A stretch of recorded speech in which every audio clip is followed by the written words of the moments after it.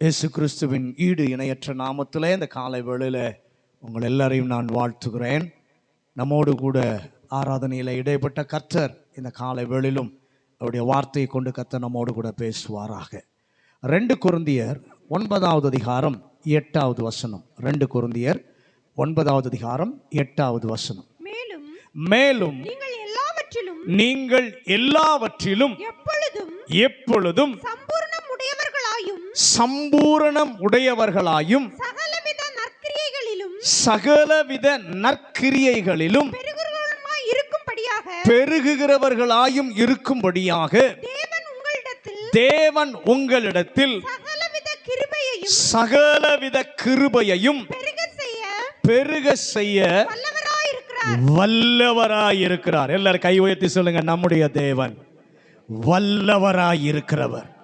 இந்த வசனத்தை போன மாதத்தினுடைய டிசம்பர் மாதம் நாம் இந்த வசனத்தை வைத்து சில காரியங்களை நாம் தியானித்தோம். அதில் 3 காரியங்களை ஆண்டவர் எதிலிருந்தெல்லாம் விடுவிக்க அவர் வல்லவர், எதிலே அவர் வல்லவராய் இருக்கிறார் என்று சொல்லி, எதிலே ஆண்டவர் நமக்கு வல்லமையான காரியங்களை செய்கிறார் என்று சொல்லி 3 காரியங்களை நாம் தியானித்தோம். எத்தனை பேருக்கு அது ஞாபகம் இருக்கிறது எனக்கு தெரியல. முதல் காரியம், நம்முடைய தேவன் விடுவிக்க வல்லவர் என்று சொல்லி நாம் கவனித்தோம்.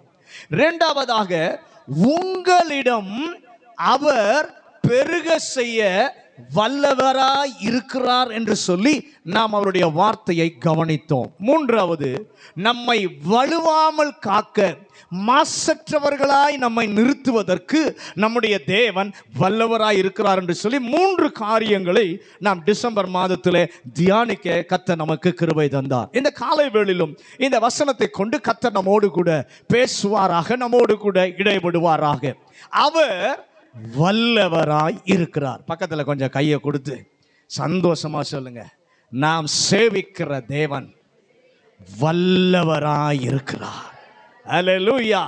இந்த நாளிலே ஆண்டவர் ஒரு காரியத்திலே வல்லவராய் இருக்கிறார் என்பதை இந்த வசனத்திலே நாம் பார்க்கிறோம். அது என்ன? கர்த்தராகிய இயேசு செய்ய வல்லவராய் இருக்கிறார். சொல்லில் வல்லவர்கள் பலர் இருக்கிறாங்க, பேச்சில் திறமை உள்ளவர்கள், பேச்சில் சொன்னா வல்லவங்களா இருப்பாங்க.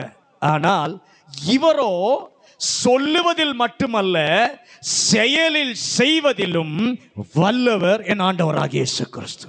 எத்தனை பேர் அதை நம்புகிறீர்கள்? நீங்க எரேமியாவின் புஸ்தகம் 32வது அதிகாரம் 19வது வசனத்தை வாசிங்க. எரேமியா 32:19. யோசனையிலே பெரியவரும் செயலிலே வல்லவருமாயிருக்கிறீர். அவனவனுக்கு அவனவனுடைய வழிக்கு தக்கதாகவும் அவனவனுடைய கிரியைகளின் பலனுக்கு தக்கதாகவும் அளிக்கும்படி உம்முடைய கண்கள் மனுபுத்திரருடைய எல்லா வழிகளின் மேலும். நம்முடைய தேவன் யாரா? யோசனையில் பெரியவர், செயலிலே வல்லவர். ஒரு ஆமென் சொல்லுங்களேன். இந்த நாளினுடைய காலை வேளையிலே ஆண்டவர் நமக்கு நினைப்பூட்டி இருக்கிறார் இந்த வார்த்தையை. நான் யோசனையில் பெரியவர், செயலிலே வல்லவர். ஏன் நினைப்பூட்டுகிறார்? நிறைவேற்ற நமக்கு சொல்லி இருப்பவைகளை செய்ய வல்லவர் நானே என்பதை இந்த காலை வேளையிலே ஆண்டவர் நமக்கு ஒரு விஷயம் ஞாபகப்படுத்துகிறார். அல்லேலூயா. நான் உனக்கு வாக்குத்தத்தம் பண்ணினவைகளை செய்ய வல்லமை உள்ளவர். எவைகளை செய்ய என் ஆண்டவர் வல்லமை உள்ளவர். அல்லேலூயா. 3 காரியங்களை இந்த காலை வேளையிலே கர்த்தர் நமக்கு நினைப்பூட்டி அந்த வார்த்தைகளின் மூலமாக கர்த்தர் நம்மோடு கூட இடைபடுவாராக. நம்முடைய தேவன் எவைகளை செய்ய வல்லவர்? முதலாவது, எபிரேயரின் புஸ்தகம் 2வது அதிகாரம் 18வது வசனம். எபிரேயர் 2வது அதிகாரம் 18வது வசனம். ஆதலால் அவர்தாமே சோதிக்கப்பட்டு பாடுபட்டதினாலே அவர் சோதிக்கப்படுகிறவர்களுக்கு உதவி செய்ய வல்லவராய் இருக்கிறார். ஒரு ஆமென் சொல்லுங்களேன். முதலாவது ஆண்டவர் எவைகளை செய்ய வல்லமை உள்ளவர்? உதவி செய்ய வல்லமை உள்ளவர். பக்கத்துல கையை கொடுத்து சொல்லுங்க, நம்முடைய ஆண்டவர் முதலாவது நமக்கு உதவி செய்ய வல்லமை உள்ளவர். வசனம் சொல்லுகிறது, சோதிக்கப்படுகிறவர்களுக்கு உதவி செய்ய வல்லவர். ஒருவேளை உதவியற்ற நிலைமையிலே நிச்சயமாகவே உதவி இல்லாவிட்டால் வேறு வழி இல்லை என்று சொல்லி அகப்பட்டு தவித்து கொண்டு இந்த ஆராதனைக்கு வந்திருக்கிற பிள்ளைகளுக்கு அவர் உதவி செய்ய வல்லவராயிருக்கிறார். அல்லேலூயா. இந்த உலகத்தில் யாரிடத்திலும் எனக்கு எந்த உதவியும் இல்லை, திக்கற்ற நிலையிலே இருக்கிறேன், கைவிடப்பட்ட நிலைமையிலே இருக்கிறேன் என்ற சூழ்நிலையிலே இந்த ஆராதனைக்கு வந்திருந்தால் கர்த்தர் உங்களோடு கூட பேசுகிறார். அவர் உங்களுக்கு உதவி செய்ய வல்லவராயிருக்கிறார். எபிரேயரின் புத்தகம் 13வது அதிகாரம் 6வது வசனத்தை வாசிங்க. எபிரேயர், அவர்தாமே அதனாலே நாம் தைரியம் கொண்டு கர்த்தர் எனக்கு சகாயர், நான் பயப்படேன், மனுஷன் எனக்கு என்ன செய்வான் என்று சொல்லலாம். இவருக்கு ஒரு பெயர் சொல்லப்பட்டிருக்கிறது, கர்த்தர் எனக்கு சகாயர். தாவீதின் அனுபவத்தை கேட்டு பாருங்கள். தாவீதே, ஆண்டவர் எப்படியெல்லாம் இருந்தார் என்று சொன்னால் பல நிலையிலே தாவீது சொல்லுவார். நீங்க வாசிங்களேன், எப்படியெல்லாம் இருந்தார். 28ஆம் சங்கீதம் 7வது வசனத்தை வாசிங்க. சங்கீதம் 28:7. கர்த்தர் என் பலனும் என் கேடகமுமாய் இருக்கிறார், என் இருதயம் அவரை நம்பி இருந்தது, நான் சகாயம் பெற்றேன், ஆகையால் என் இருதயம் களி கூறுகிறது, என் பாட்டினால் அவரை துதிப்பேன். தாவீது ராஜா சொல்லுகிறாரு, ஏராள விண்ணப்பங்களை உம்முடைய பாதத்தில் நான் என்ன பண்ணேன்? வைத்தேன், உதவியை நாடினேன், நான் அகப்பட்டு தப்பி ஓடின நேரங்களிலே கர்த்தர் விடுதலை தர வேண்டும் என்று கேட்டேன், கர்த்தர் என்னுடைய கேடகமாயிருந்தார், கர்த்தர் என்னுடைய பலனாயிருந்தார். அவர் சொல்றாரு, நான் சகாயம் பெற்றேன், ஆகையினாலே என் பாட்டினாலே நான் அவரை துதிப்பேன். தாவீதுக்கு மட்டுமல்ல, உங்களுக்கும் எனக்கும் உதவி செய்ய அவர் வல்லவராயிருக்கிறார். 2 நாளாகமம் 18வது அதிகாரம் 31வது வசனம். 2 நாளாகமம் 18வது அதிகாரம் 31வது வசனம். ஆதலால் ரதங்களின் தலைவர் யோசபாத்தை காண்கையில் இவன் தான் இஸ்ரவேலின் ராஜா என்று சொல்லி யுத்தம் பண்ண அவனை சூழ்ந்து கொண்டார்கள். அப்பொழுது யோசபாத் கூக்குரலிட்டான், கர்த்தர் அவனுக்கு அனுசாரியாய் இருந்தார், அவர்கள் அவனை விட்டு விலகும்படி தேவன் செய்தார். கரம் உயர்த்தி ஆண்டவருக்கு எல்லாரும் நன்றி சொல்லலாமா? ஹல்லேலூயா. தேவனுக்கு பிரியம் இல்லாத ஒரு ராஜாவோடு ஐக்கியம் கொண்டு யுத்தத்திற்கு போகிறான் யோசபாத். அந்த ராஜா என்ன பண்ணுகிறான்? வேஷம் மாறுகிறான். இவன் வேஷம் மாறி இவன் யோசபாத் ராஜ வஸ்திரம் தரித்து இருந்தபடியினாலே இஸ்ரவேலின் இந்த யோசபாத் தான் இஸ்ரவேலின் ராஜா என்று சொல்லி நினைத்து விரோதிகள் அவனை சூழ்ந்து கொண்டார்கள். அம்பு அவன் மேல் எய்ய துவங்குகிறார்கள். யோசபாத் சத்தம் போடுகிறான், நீங்கள் நினைக்கிற ஆள் நான் அல்ல, நீங்கள் நினைக்கிற ஆள் நான் அல்ல, என்னை என்ன பண்ணுங்க, கொஞ்சம் விட்டு விடுங்கள் என்று சொல்லி யோசபாத் என்ன பண்ணுகிறான்? சத்தமிடுகிறான். அந்த வேளையிலே கர்த்தருடைய வார்த்தை சொல்லுகிறது, அந்த வார்த்தையை நல்லா அண்டர்லைன் பண்ணி வைத்துக் கொள்ளுங்கள். கர்த்தர் அவனுக்கு அனுசாரியாயிருந்தார். அல்லேலூயா. உங்களுக்கும் எனக்கும் இந்த உலகத்துல அனுசாரியா இருப்பது நாம் சேவிக்கிற ஆண்டவர் மாத்திரமே. அல்லேலூயா. அவர்கள் அவனை விட்டு விலகும்படி தேவனே செய்தார். யோசபாத்தின் மிரட்டல் அவர்களை அகன்று போக செய்யவில்லை. அல்லேலூயா. இவன் கர்த்தரை நோக்கி நான் இப்படி செய்து விட்டேனே என கேட்டபோது கர்த்தர் ஏற்ற வேளையிலே என்ன வேண்டுமோ அதை கொடுப்பதற்கு அனுசாரியாக துணையாக யோசபாத்துக்கு கர்த்தர் நின்றார். அல்லேலூயா.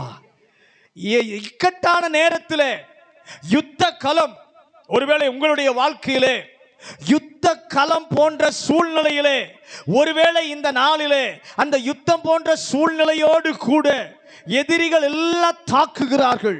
எல்லா பிரச்சனையும் என்னை தாக்குகிறது, எல்லா வேதனையும் என்னை தாக்குகிறது, எனக்கு எதிராக எய்யப்படுகிறது என்ற சூழ்நிலையிலே இந்த காலை வேளையிலே கர்த்தருடைய சமூகத்திற்கு வந்திருந்த ஒரு பிள்ளையாய் இருந்தால் யோசபாத்தின் தேவன் உங்களுக்கும் உதவி செய்ய அவர் வல்லவராயிருக்கிறார். ஏசாயாவின் புத்தகம் 31வது அதிகாரம் 1வது வசனம். ஏசாயா 31வது அதிகாரம் 1வது வசனம். சகாயம் அடையும்படி இஸ்ரவேலின் பரிசுத்தரை நோக்காமலும் கர்த்தரை தேடாமலும் எகிப்துக்கு போய் குதிரைகள் மேல் நம்பிக்கை வைத்து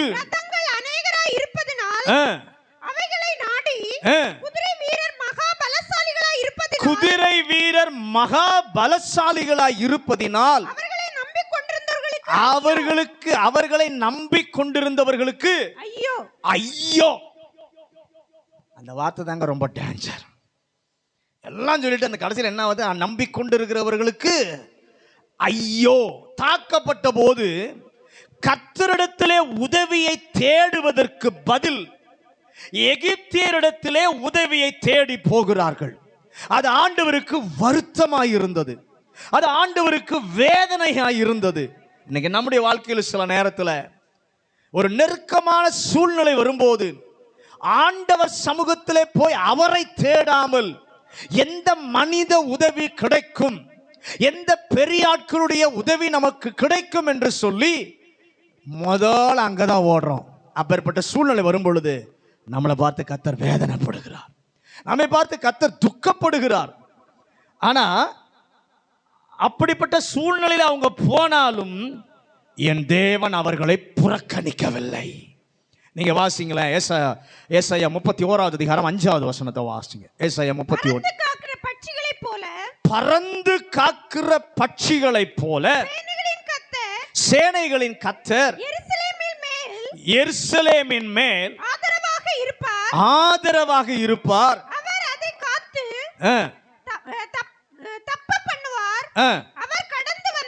அவர் கடந்து வந்து அதை விடுவிப்பார். அல்லேலூயா. இக்கட்டான சூழ்நிலையிலே எகிப்தினுடைய உதவியை பெற்றும் ஒன்றும் நடக்காத போது, ஒன்றும் ஆகாத போது என் தேவன் என்ன செய்தார்? என்னை விட்டு நீ விலகி போனையே, ஏன் போது என்கிட்ட உதவிக்கு நீ வரலையே, நீ கஷ்டப்படு என்று சொல்லி ஆண்டவர் விட்டு விடவில்லை. தேவனுக்கு எல்லாரும் நன்றி சொல்லலாமா? அவருடைய ஜனம் அவரை தேடாம உதவி அவர்கிட்ட கேட்காம எகிப்தை நம்பி போய் உதவி கேட்டும் பெற்றும் ஒன்றும் நடக்கல, ஒன்றும் செய்ய முடியல. ஆனாலும் என்னை விட்டு தூரம் போனையே, நீ கஷ்டப்படு என்று சொல்லி ஆண்டவர் கைதட்டி சிரித்து கொண்டிருக்கவில்லை. பறந்து காக்கிற பட்சிகளை போல எருசலேமிற்கு வந்து அவர்களை என் ஆண்டவர் தப்பா பண்ணினார். 2 ராஜாக்கள் 14வது அதிகாரம் 26வது வசனம். 2 ராஜாக்கள் 14வது அதிகாரம் 26வது வசனம். இஸ்ரவேலின் உபத்திரவம் மிகவும் கொடியது என்றும் அடைப்பட்டவரும் இல்லை விடுபட்டவரும் இல்லை, இஸ்ரவேலுக்கு ஒத்தாசை செய்கிறவனும் இல்லை என்று கர்த்தர் பார்த்தார். இஸ்ரவேலருக்கு ஒரு காலகட்டம் வந்தது, என்னன்னா உதவி செய்ய யாரும் இல்லை, கிடைத்த உதவியெல்லாம் ஒன்றும் முடியாமற் போய்விட்டது. இஸ்ரவேலுடைய உபத்திரவம் எப்படியாதான் மிகவும் கொடியது என்று சொல்லி வேதம் சொல்லுகிறது. அப்ப மிகவும் கசப்பான ஒரு சூழ்நிலை, ஆவியிலே மனதிலே மிகவும் கசப்பு வரக்கூடிய வேதனையான சூழ்நிலை. உதவி செய்ய யாரும் இல்லை. சில நேரத்தில் நம்முடைய வாழ்க்கையில உதவி செய்ய யாருமே இருக்க மாட்டாங்க. மிகவும் கொடிய கஷ்டம், உபத்திரவம், உதவி செய்ய யாருமே இல்லாத ஒரு சூழ்நிலை. கர்த்தர் பார்த்து அந்த நேரத்தில் அவங்க கர்த்தருக்கு நோக்கி கூப்பிடவே இல்லை. அவ்வளோ உபத்திரவம் இருந்தாலும் கர்த்தரை நோக்கி அவர்கள் என்ன பண்ணவில்லை, கூப்பிடவில்லை. பொறுப்புள்ள தேவன் தம்முடைய ஜனத்திற்கு உதவி செய்ய அவர் வல்லவராயிருந்தார். கூப்பிடல, அவங்க ஆண்டவரை நோக்கி கூப்பிடல. அந்த உபத்திரவம் இருந்தாலும் உதவி செய்ய யாரும் இல்லை என்றாலும் அவர்கள் கர்த்தரை நோக்கி கூப்பிடவில்லை. ஆனால் நம் மீது பொறுப்புள்ள ஒரு கர்த்தர் நமக்கு உதவி செய்ய அவர் வல்லவராயிருக்கிறார். அல்லேலூயா. அவர் வல்லவர் என்பதை காண்பிப்பதற்காக அவர்களை ரட்சித்தார்.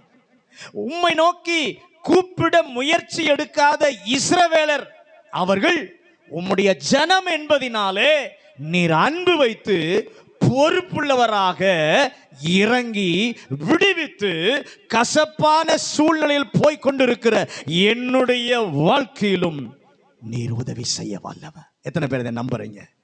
நான் உம்மை நோக்கி கூப்பிடலப்பா, உம்மை நோக்கி நான் ஜெபம் பண்ணல, ஆனால் பொறுப்புள்ள தேவன் என்னுடைய கசப்பான வாழ்க்கையும் மாற்றுவதற்கு உதவி செய்ய நீர் வல்லவராயிருக்கிறீர். ஓசியாவின் புஸ்தகம் 13வது அதிகாரம் 6வது வசனம். ஓசியாவின் புஸ்தகம் 13வது அதிகாரம் 6வது வசனம். தங்களுக்கு இருந்த மேய்ச்சலினால் திருப்தியானார்கள். திருப்தியான பின்பு அவர்கள் இருதயம் மேட்டிமையாயிற்று. அதனால் என்னை மறந்தார்கள்.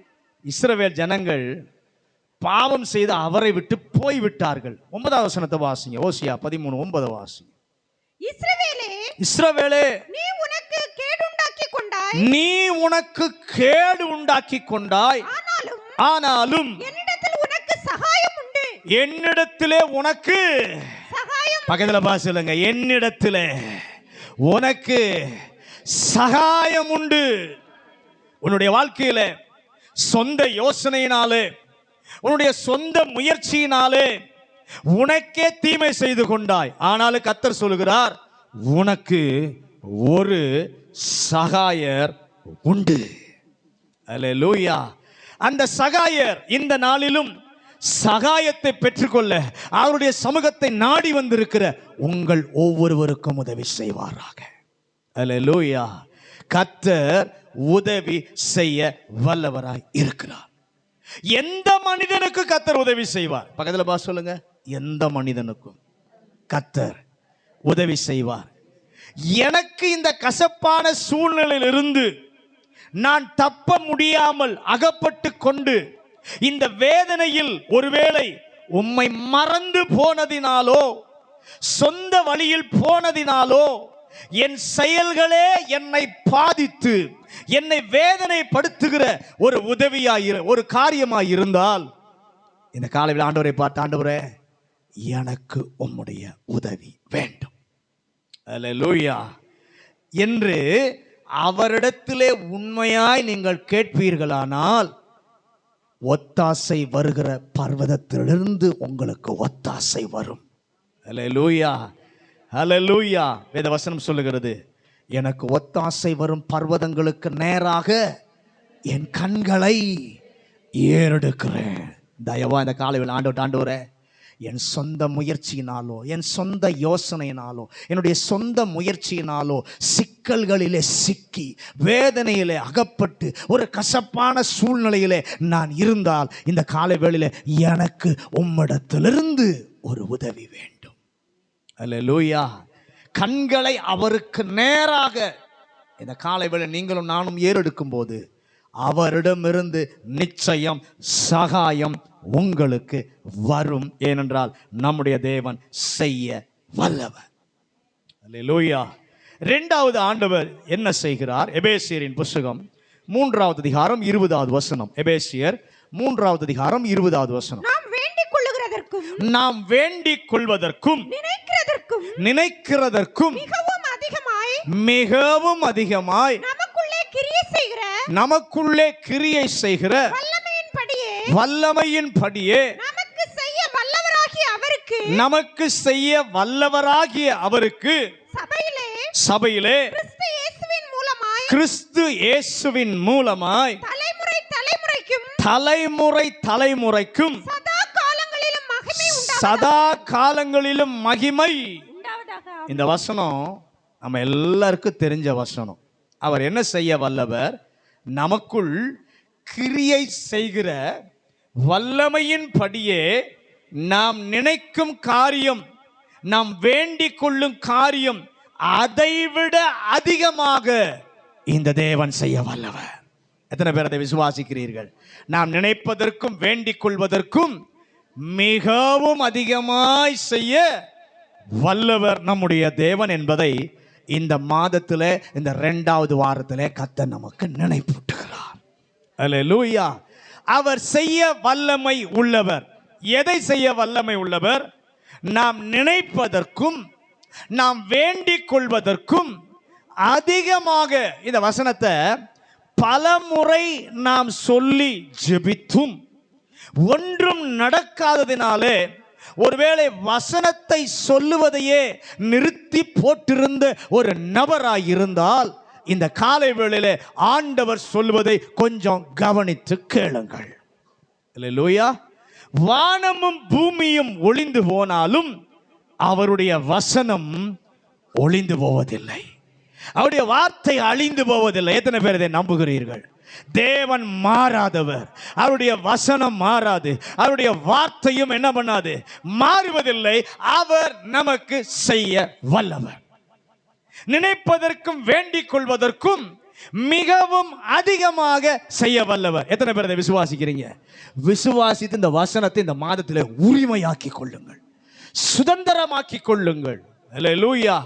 நமக்குரிய ஒரு நமக்குள்ளே ஒரு வல்லமை என்ன பண்ண வேண்டும்? கிரியை செய்ய வேண்டும். தேவன் தருகிறதான வல்லமை நமக்குள்ளே கிரியை செய்து கொண்டிருந்தால் நினைப்பதற்கும் வேண்டிக் கொள்வதற்கும் மிக அதிகமாக இந்த தேவன் செய்ய வல்லமை உள்ளவர். 1 ராஜாக்கள் 3வது அதிகாரம் 12வது வசனமும் 13வது வசனத்தையும் வாசிங்க. 1 ராஜாக்கள் 3வது அதிகாரம் 12, 13 வசனம். உன் வார்த்தைகளின்படி செய்வேன், ஞானமும் உணர்வுள்ள இருதயத்தை உனக்கு தந்தேன். இதிலே உனக்கு சரியானவன் உனக்கு முன் இருந்ததில்லை, உனக்கு சரியானவன் உனக்கு பின் எழும்புவதும் இல்லை. இதுவுமன்றி நீ கேளாத ஐஸ்வர்யத்தையும் மகிமையையும் உனக்கு தந்தேன். உன் நாட்களில் இருக்கிற ராஜாக்களில் ஒருவனும் உனக்கு சரியானவனாக இருப்பதில்லை. நல்ல கவனிங்க. ஆண்டவர் சாலமோனுக்கு தரிசனமாகி சாலமோனை சிறு வயதிலேயே ராஜாவாக்கி விட்டார். உனக்கு என்னப்பா வேண்டும் என்று சொல்லி சாலமோனிடத்திலே ஆண்டவர் கேட்கிறார். ஆண்டவரிடம் அவன் சொல்லுகிறான், உம்முடைய ஜனத்தை சரியாய் நடத்த ஞானமுள்ள இருதயத்தை நீர் தாரும் என்று சொல்லி கேட்கிறான். அவனுக்கு உள்ளே ஒரு வல்லமை கிரியை செய்தது. என்ன வல்லமை? என்னால் இந்த ஜனத்தை என்ன பண்ண முடியாது? நடத்த இயலாது. என்னுடைய தகப்பனார் நேர்த்தியாக நடத்தி ஒரு உயர்ந்த எதிர்பார்ப்பை வைத்துவிட்டு போய்விட்டார். ராமன் சொல்லுங்களேன். அவர் இடத்தை நான் நிரப்புவதற்கு நான் தகுதி உள்ள ஆளாக இல்லை. ஆகவே ஆண்டவரிடம் கேட்கிறான், எனக்கு கிடைத்ததான இந்த பொறுப்பை நான் எப்படியோ அது போகட்டும் என்று சொல்லி செய்ய விரும்பவில்லை. அவர்களுக்கு நான் என்ன பண்ணணும்? நியாயம் செய்ய வேண்டும். ஆகவே உம்மிடத்தில் நான் என்ன பண்ணுகிறேன்? கேட்கிறேன் என்று ஒப்படைக்கப்பட்ட வேலையை, ஒப்படைக்கப்பட்ட பொறுப்பை சரியாய் செய்ய வேண்டும் என்கிற ஏக்கத்தினாலே அவன் சொல்றான், என்னிலே தகுதி இல்லை, எனக்கு வயசும் இல்லை, என்கிட்ட ஆயத்தமும் இல்லை என்கிற உணர்வினாலே கர்த்தர் எனக்கு உதவி செய்வார் என்கிற விசுவாசத்தோடு கூட சாலமோன் கேட்கிறான். அந்த வல்லமை கிரியை செய்வதை பார்த்து என் தேவன் என்ன செய்தாராம்? நீ கேட்டதையும் உனக்கு தருகிறேன், நீ கேளாத ஐஸ்வர்யத்தையும் மகிமையையும் உனக்கு தருகிறேன் என்று அவன் கேட்டதை பார்க்கிலும் அதிகமாக சாலமோனுக்கு செய்தார். யாத்திராகமம் 33வது அதிகாரம் 18வது வசனம். யாத்திராகமம் 33. அப்பொழுது அவன் உம்முடைய மகிமையை எனக்கு காண்பித்தருளும் என்றான். ஆண்டவரிடத்தில் மோசே கேட்கிறார், உம்முடைய மகிமையை நான் என்ன பண்ண வேண்டும்? பார்க்க வேண்டும். உம்முடைய மகிமையை நீர் எனக்கு காண்பிக்க வேண்டும். அவனுக்குள்ளே ஒரு வாஞ்சை இருந்தது. அந்த மோசேக்குள்ளே இருந்த வாஞ்சை என்ன? அவர் வல்லமையின் மூலம் புறப்படுவதை நான் என்ன பண்ணிருக்கிறேன்? பார்த்திருக்கிறேன். தேவன் பேசுவதை பல முறை நான் என்ன பண்ணியிருக்கிறேன்? கேட்டிருக்கிறேன். ஆனால் உம்முடைய மகிமையை நான் என்ன பண்ண வேண்டும்? பார்க்க வேண்டும். ஆசை இருந்தது. தேவன் அவனை பார்த்து, மோசையை பார்த்து சொல்லுகிறார், என்னை பார்த்து ஒருவரும் உயிரோடு கூட இருக்கக்கூடாதப்பா, ஆனாலும் உனக்கு ஒரு ஆசை இருக்கு, என்னிடத்தில் ஒரு இடம் உண்டு, அங்கே வந்து இரு. உனக்கு என்னுடைய மகிமையின் பின்புறத்தை தான் நான் என்ன பண்ணுவேன்? காண்பிப்பேன். நல்ல கவனிங்க. அப்படி பின்புறத்தை, மகிமையின் பின்புறத்தை மோசேக்கு ஆண்டவர் காண்பிக்கிறார். காண்பித்த பின்பு மோசையோடு கூட ஒரு உடன்படிக்கை பண்ணுகிறார். என்ன உடன்படிக்கை? நீங்க யாத்திராகமம் 34வது அதிகாரம் 10வது வசனத்தை வாசிங்க. அதற்கு அவர், இதோ நான் ஒரு உடன்படிக்கை பண்ணுகிறேன், பூமி எங்கும் எந்த ஜாதிகளிடத்திலும் செய்யப்படாத அதிசயங்களை உன் ஜனங்கள் எல்லாருக்கும் முன்பாகவும் செய்வேன். உன்னோட கூட இருக்கிற ஜனங்கள் எல்லாரும் கர்த்தருடைய செய்கையை காண்பார்கள். உன்னோட கூட இருந்து நான் செய்யும் காரியம் பயங்கரமாயிருக்கும். மகிமையைத்தான் பார்க்க விரும்பினான். மகிமையின் பின்புறத்தை ஆண்டவர் காண்பித்தார். காண்பித்த பின்பு 10 சொல்லுகிறார், நான் உன்னோடு கூட ஒரு உடன்படிக்கை பண்ணுகிறேன், உன்னை நான் வல்லமையாக பயன்படுத்துவேன் என்று மகிமையை பார்த்ததோடு நிறுத்தாமல் கேளாத உடன்படிக்கையை அவனுக்கு கொடுத்து, நான் உன்னோடு கூட இருந்து செய்யும் காரியம் பயங்கரமாயிருக்கும் என்று சொன்னார். நீர் எதிர்பார்க்கும் வல்லமையோடு, வாஞ்சையோடு நாங்கள் உம்மிடம் கேட்கும் போது நினைப்பதற்கும் வேண்டிக் கொள்வதற்கும் மிகவும் அதிகமாக கொடுக்க கர்த்தர் வல்லமை உள்ளவர். அல்லேலூயா. மோசேயின் மனதிலே ஒரு ஆசை இருந்தது. வாக்குத்தத்த நாட்டிற்கு இஸ்ரவேலை ஆண்டவர் அழைத்து போக சொல்கிறார். அவர்களை நடத்தி வருகிறார். ஆனால் ஆண்டவருடைய வார்த்தையை மீறி கண்மலையோடு கூட பேச சொன்ன பொழுது அடிக்கிறார். அடித்ததினாலே கர்த்தர் மோசேக்கு சொன்னார், நீ அந்த நாட்டிற்கு போக மாட்டாய். கண்களினாலே என்ன பண்ணுவ? பார்ப்ப, ஆனா நீ அங்க பிரவேசிப்பதில்லை என்று சொன்னார். மோசேயின் மனதில் ஒரு பெரிய தாக்கம் இருந்துச்சு. அது அவனுக்கு மிகுந்த வேதனையா இருந்தது. உபாகமம் 3வது அதிகாரம் 25-27 வசனங்களை வாசிங்க. உபாகமம் 3வது அதிகாரம் 25-27. நான் கடந்து போய் யோர்தானுக்கு அப்புறத்தில் உள்ள அந்த நல்ல தேசத்தையும் அந்த நல்ல மலையையும் லீபனோனில் பார்க்கும்படி உத்தரவு கொடுத்தருளும் என்று வேண்டிக் கொண்டேன்.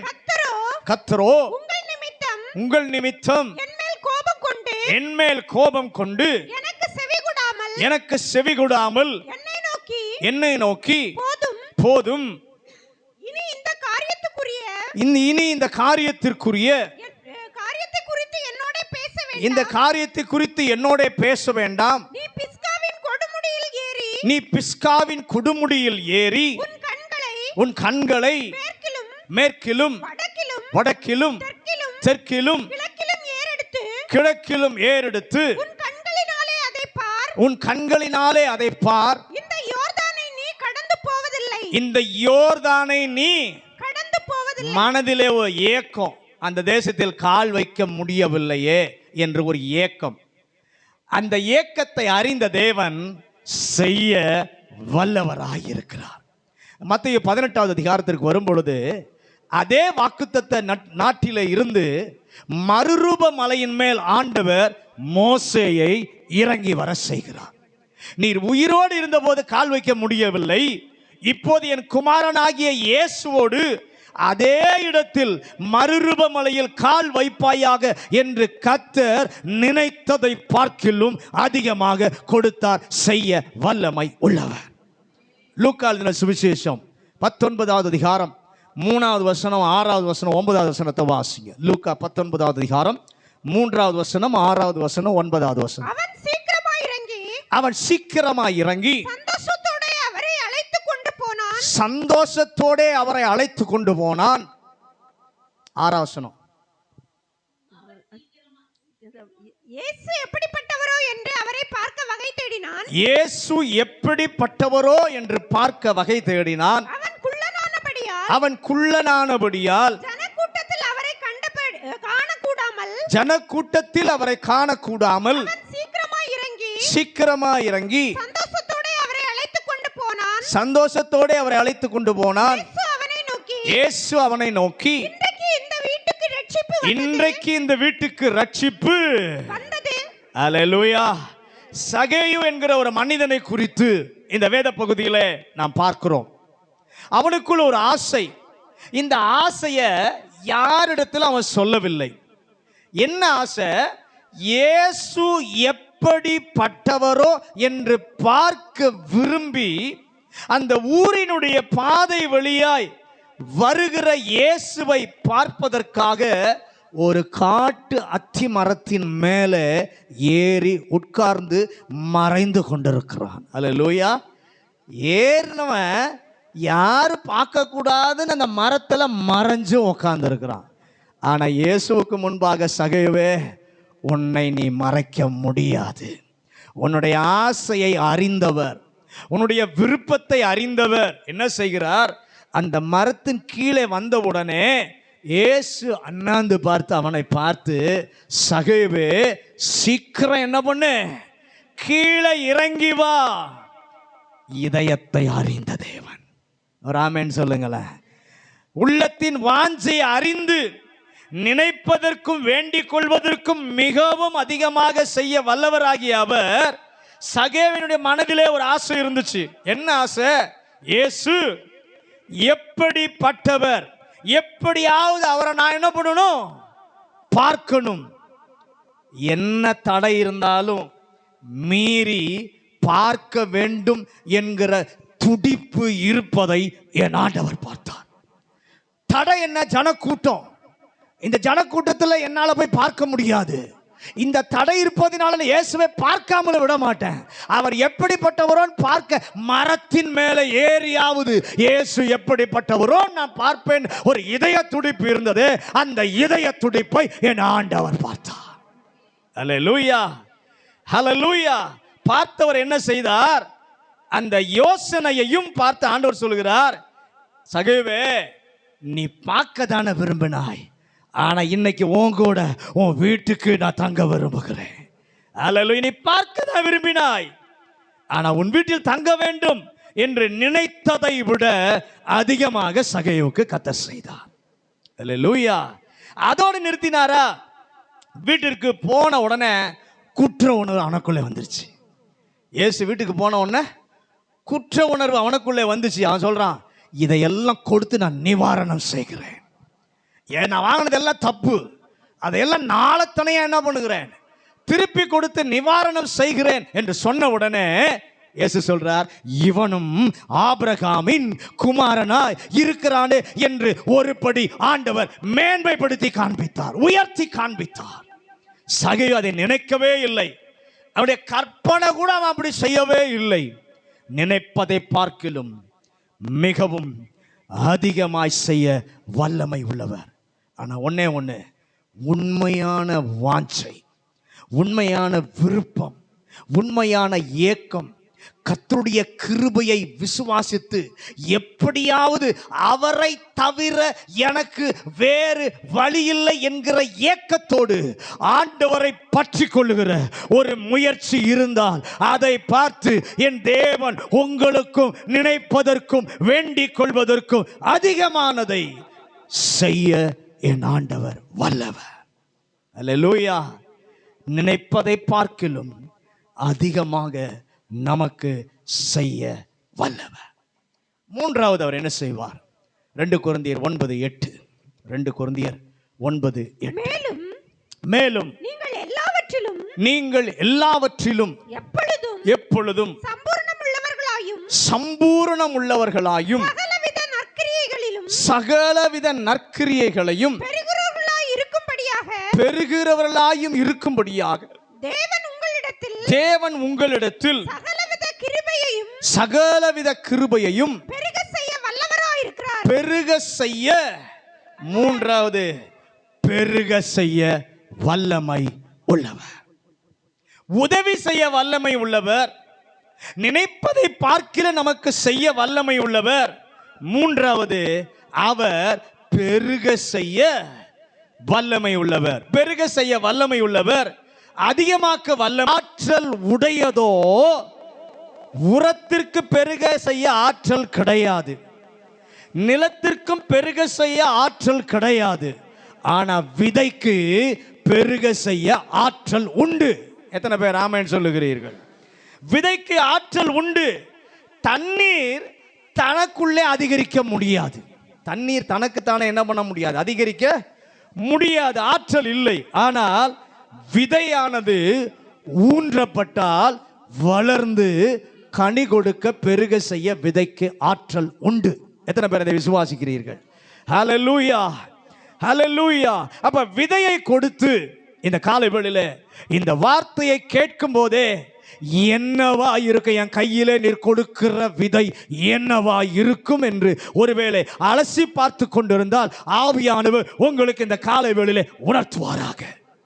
உங்கள் வாயில் ஆசீர்வாத பெருக்கத்தை, ஆவிக்குரிய நிலையிலே ஒரு விருத்தியையும் கொடுப்பதற்கு, வளர்ச்சி பெருக்கத்தை உண்டாக்கக்கூடிய ஒன்றை கர்த்தர் தருவார்.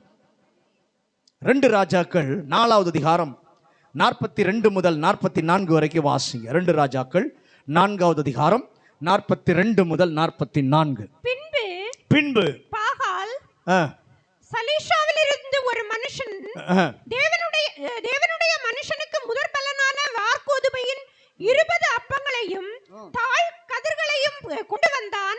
அப்பொழுது அவன் ஜனங்களுக்கு சாப்பிட கொடு என்றான். அதற்கு அவனுடைய பணிவிடைக்காரன், இதை நான் 100 பேருக்கு முன் வைப்பது எப்படி என்றான். அதற்கு அவன், அதை ஜனங்களுக்கு சாப்பிட கொடு, சாப்பிட்ட பிற்பாடு இன்னும் மீதி உண்டாயிருக்கும் என்று கர்த்தர் சொல்லுகிறார் என்றான். அப்பொழுது அவர்களுக்கு முன்பாக அதை வைத்தான். கர்த்தருடைய வார்த்தையின்படியே அவர்கள் சாப்பிட்டதுமின்றி மீதியும் இருந்தது. நல்ல கவனிங்க. தேவனுடைய மனுஷனாகிய எலிசாவை பார்ப்பதற்கு ஒரு 100 பேர் வந்துட்டாங்க.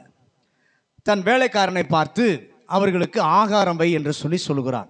அப்பொழுது அவருடைய கையில 20 அப்பங்கள் மட்டுமே இருந்தது. வந்திருந்ததோ எத்தனை பேர்? 100 பேர்.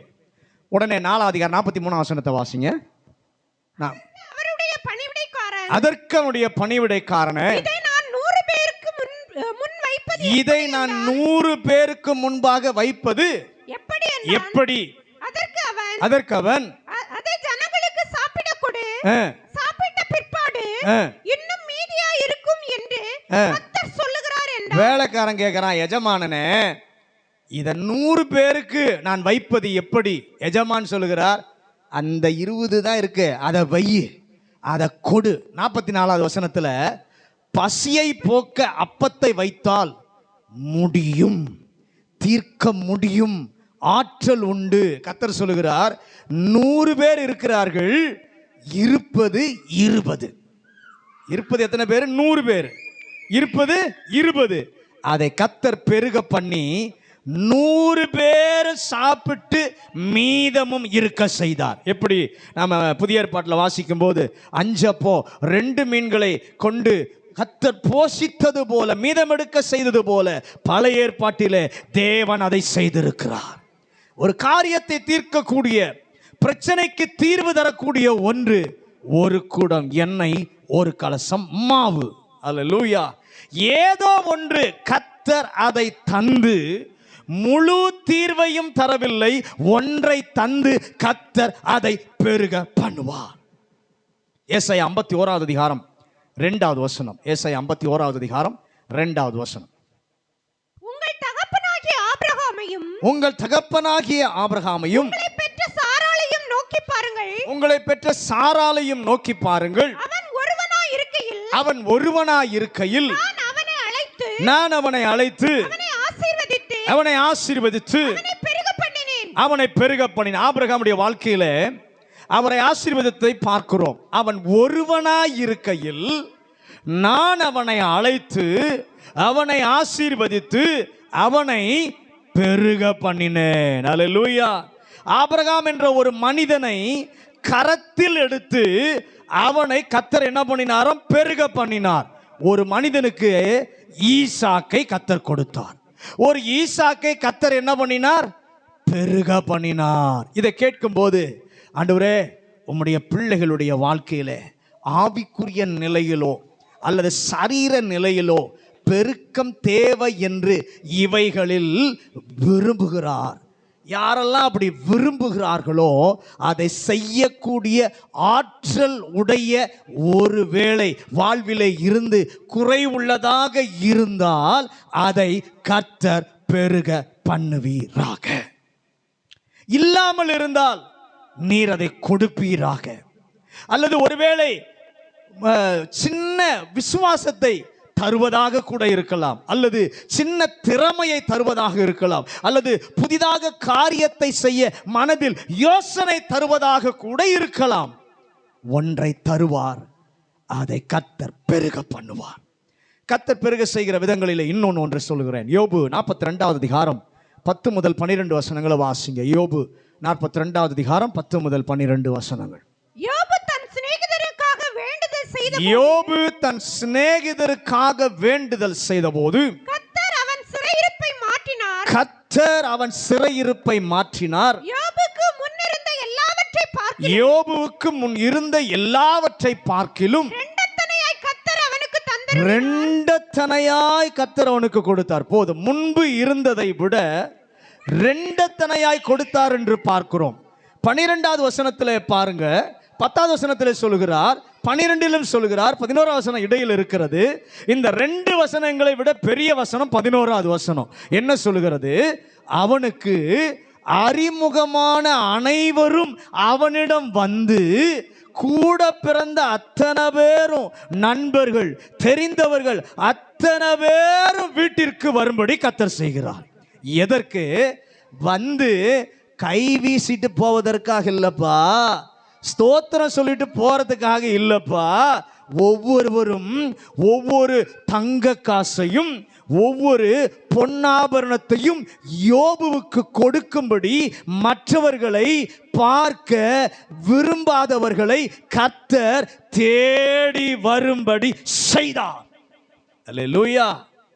மற்றவர்களை பார்க்க, அதாவது யோபுவை பார்க்க விரும்பாதவர்களையும் யோபுவை பார்க்க வரும்படி என் ஆண்டவர் செய்தார். முன்னிலைமையை பார்க்கிலும் பின்னிலைமையை கர்த்தர் பெருக பண்ணினார். அதற்கு கர்த்தர் என்ன செய்தார்? அவனிடத்தில் ஒன்றுமே இல்லை, கையில ஒன்றுமே இல்லை. அதற்கு பதிலாக வெளியே இருந்து ஆசீர்வாதம் வரும்படி என் கர்த்தர் செய்தார். அல்லேலூயா. கர்த்தர் இருக்கும் ஒன்றை பெருக செய்வார், இல்லாவிட்டால் வெளியே இருந்து நம்முடைய கரத்தில் கொண்டு வருவார். எத்தனை பேர் அதை விசுவாசிக்கிறீர்கள்? அல்லேலூயா. யோபு மாதிரி நான் எல்லாம் நீதிமான் இல்லை, ஒருவேளை அவருக்கு செய்தார் எனக்கு செய்ய மாட்டார்னு யாரும் என்ன பண்ணாதீங்க, சொல்லாதிருங்கள். யோபு நீதிமானா இருந்தாரு, அதனால கர்த்தர் யோபுக்கு செய்தார். நான் நீதிமான் இல்லை, எனக்கு செய்ய மாட்டார்னு சொல்லாதீங்க. கர்த்தரிடத்துல பட்சபாதமே இல்லை. எத்தனை பேர் விசுவாசிக்கிறீங்க? ஒருவேளை அப்படித்தான் பெருக்கத்தை தருவது தேவ திட்டமாய் இருந்தால் யாரும் அதை தடுக்க முடியாது.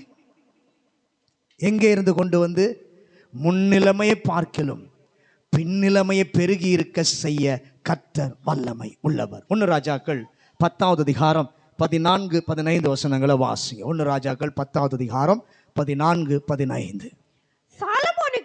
சாலமோனுக்கு வியாபாரிகளினாலும்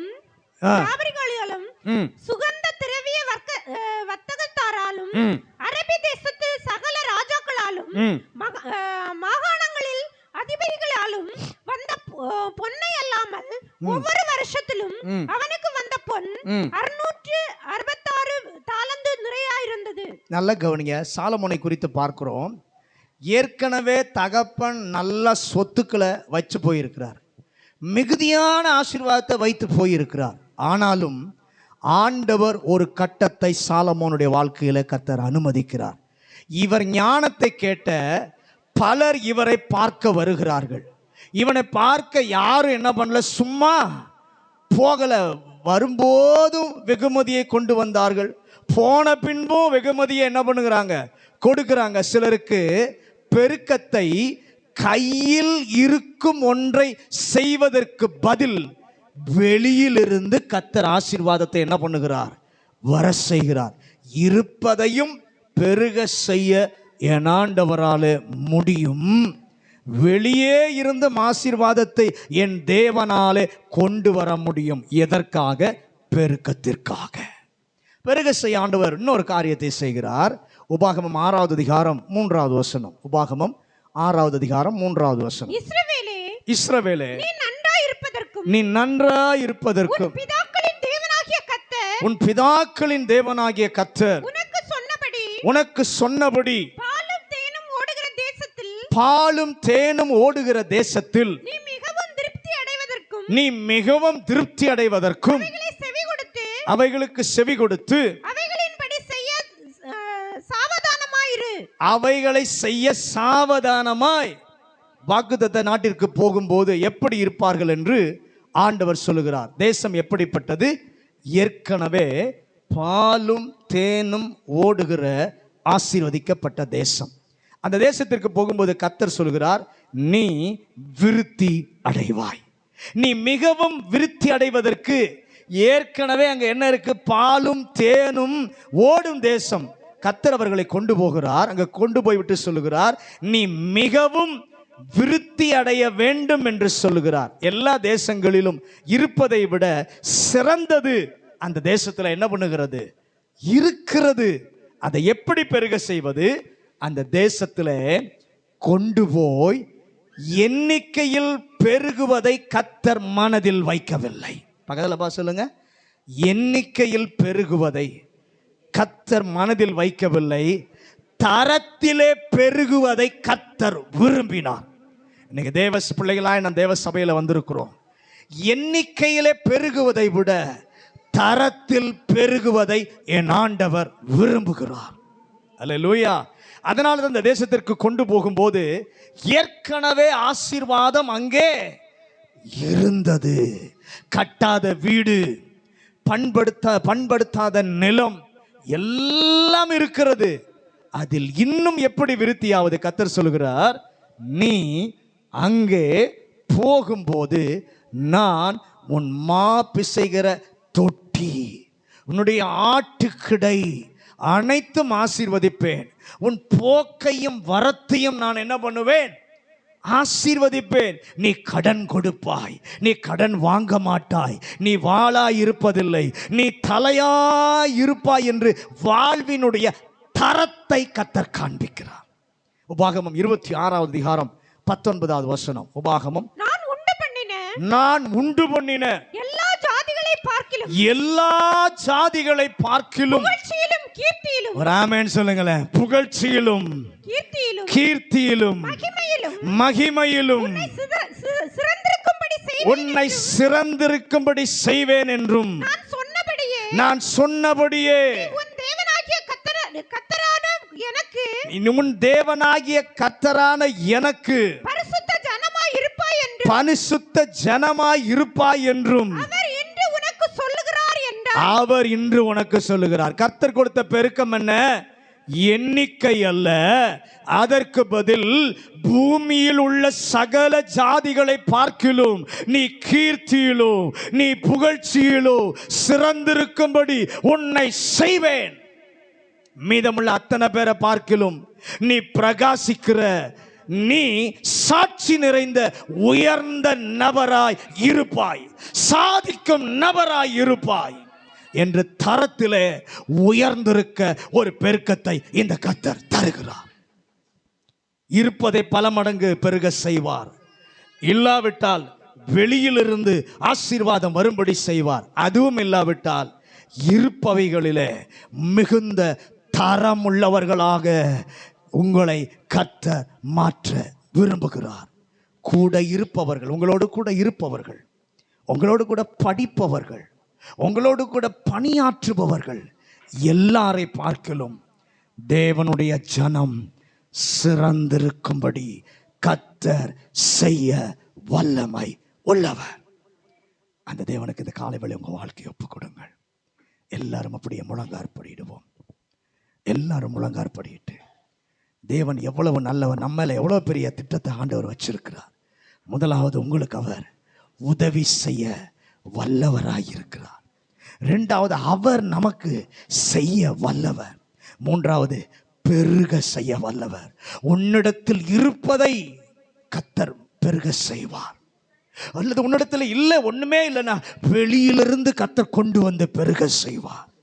அல்லது அதுவும் இல்லைன்னா மூன்றாவது, கர்த்தர் இருப்பவர்களிலே தரமுள்ளவர்களாக புகழ்ச்சியிலும் கீர்த்தியிலும் சிறந்திருக்கும்படியான ஒரு உன்னத தரத்தை கர்த்தர் கொடுக்க விரும்புகிறார். எத்தனை பேர் அவருக்கு உங்க வாழ்க்கையை ஒப்பு கொடுக்க போகிறீங்க? வாக்குரைத்தவர் உண்மை உள்ளவர். அவர் பொய் சொல்ல மாட்டார். அவருடைய வார்த்தை பொய் சொல்லாது. நிச்சயமாக கர்த்தர் உங்களுக்கு செய்யத்தான் போகிறார். இன்றைக்கு ஒரு அர்ப்பணிப்புக்குள்ள வாங்க. ஆண்டவரே, இவ்வளவு எனக்காக நீர் செய்ய வல்லவராய் இருக்கிறீரே, உம்முடைய சத்தியத்தில் நான் நிலை நிற்க எனக்கு ஒரு கிருபை தாரும். நீ அவருடைய வார்த்தையில, அவருடைய உபதேசத்துல நீ கீழ்ப்படிஞ்ச வாழ்க்கையை அமைத்துக் கொள்வாயானால் எல்லா ஜனங்களை பார்க்கிலும் கீர்த்தியிலும் புகழ்ச்சியிலும் சிறந்திருக்கும்படி செய்வார். அவருக்கு அர்ப்பணியுங்கள். பரலோக பிதாவே, இந்த நல்ல காலை வேளைக்காக நன்றி. இந்த காலை வேளை எங்களோடு கூட நீ பேசினபடி நல்ல வார்த்தைக்காக நன்றி. நீர் பெருக செய்ய வல்லவர், உதவி செய்ய வல்லவர், உங்களுக்கு செய்ய வல்லவர், பெருக செய்ய வல்லமை உள்ள தேவனாய் எங்களோடு கூட இருக்கிறீர். ஆண்டவரே, எங்களிடத்தில் இருப்பதை வைத்து கர்த்தர் பெருக செய்வீர். இல்லாவிட்டால் வெளியிலிருந்து கொண்டு வந்து பெருக செய்வீர். இல்லாவிட்டால் இருப்பவைகளுக்கு உள்ளே தரமுள்ளவைகளாக கர்த்தர் எங்களை பெருக செய்வீர். இந்த நன்மைகளை எங்கள் பிள்ளைகள் பெற்றுக்கொள்ள உதவி செய்யும். நம்முடைய வார்த்தையை ஆண்டவரே, நம்முடைய பிரமாணத்தை ஆண்டவரே, நம்முடைய சத்தியத்தை கை கொண்டு சாட்சிகளாய் நிற்க கர்த்தர் கிருபை செய்யும். வந்த ஒவ்வொருவரையும் வசனத்தால் இடைகட்டும். இந்த வாரம் நம்முடைய வார்த்தை பேசட்டும். இயேசுவின் அதிகாரமுள்ள நாமத்தில் ஜெபிக்கிறோம் நல்ல பிதாவே.